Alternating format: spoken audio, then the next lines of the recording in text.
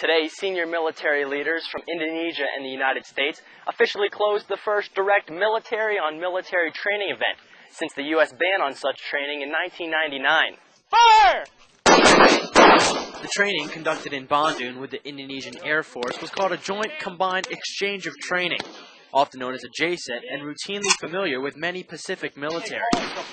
Soldiers with the 1st Special Forces Group came to the country to train and redevelop a relationship with the Indonesian military during this Pacific Command exercise, following the State Department's lead.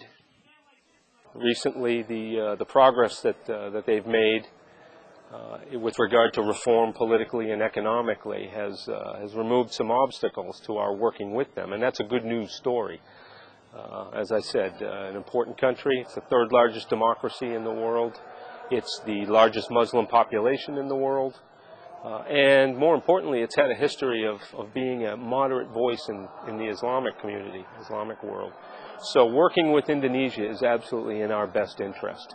And this JCET has been significant because of that. It marks the first time that we've been able to come back in here.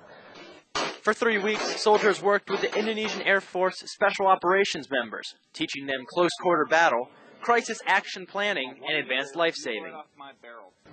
The students are now going through their final exercise. So they call it the stress test, and it culminates all the training they've had the past 2.5 days of training here. It gets them ready for close-quarter battle. Yep.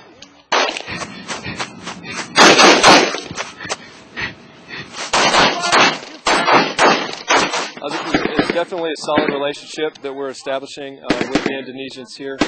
This is a big milestone for us to conduct training alongside the Indonesian Armed Forces, and hopefully the deployment of our detachment will be the first step for future deployments as well. All in all, the training is designed to promote a healthy relationship with the two militaries, as well as increase the capacity of the Indonesian military.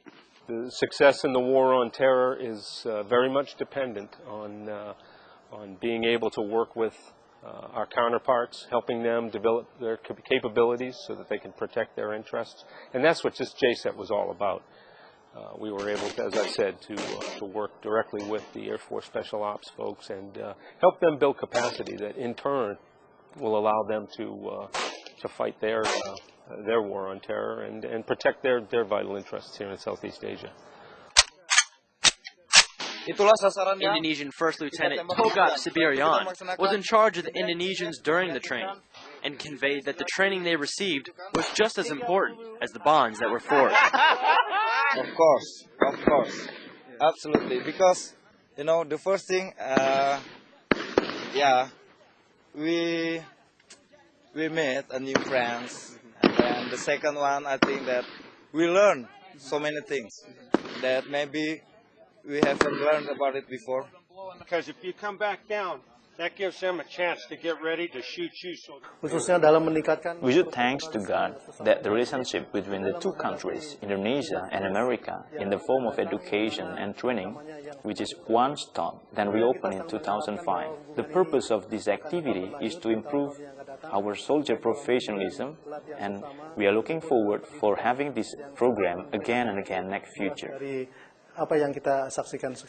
This first military-to-military training event with Indonesia will serve as an important stepping stone to strengthen the military ties between Indonesia and the U.S. Corporal Jeremy Vaught, Bandung, Indonesia.